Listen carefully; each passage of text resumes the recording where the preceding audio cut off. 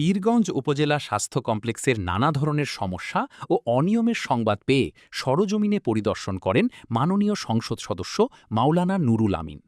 পরিদর্শনকালে তিনি হাসপাতালের বিভিন্ন ওয়ার্ড ঘুরে দেখেন এবং রোগী ও স্বজনদের সাথে কথা বলে তাদের সমস্যার কথা শোনেন।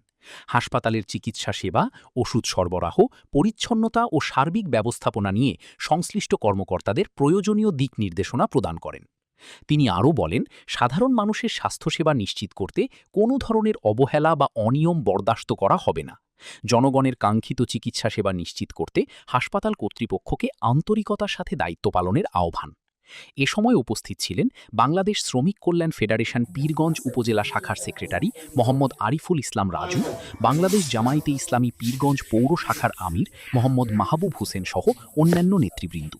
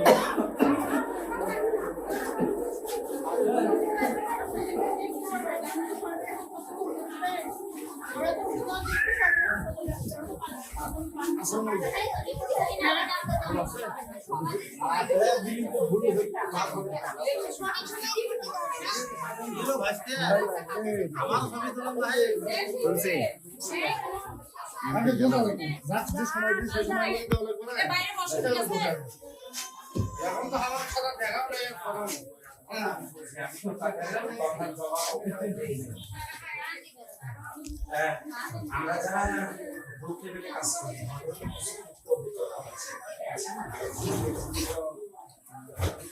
পরিস্থিতি শান্ত রেখে যতটা আমরা হওয়ার কথা সিচুয়েশন সেটাই আমরা আমরা সবাই এইভাবে শান্তনার ভাষা দিয়ে ঠিক আছে।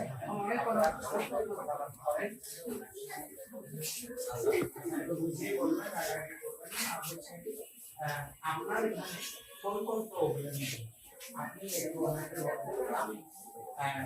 সেটা সেভাবে পাবলিক প্লেসেও যদি আমি বলি তখন তারা সেটা বুঝতে পারবে।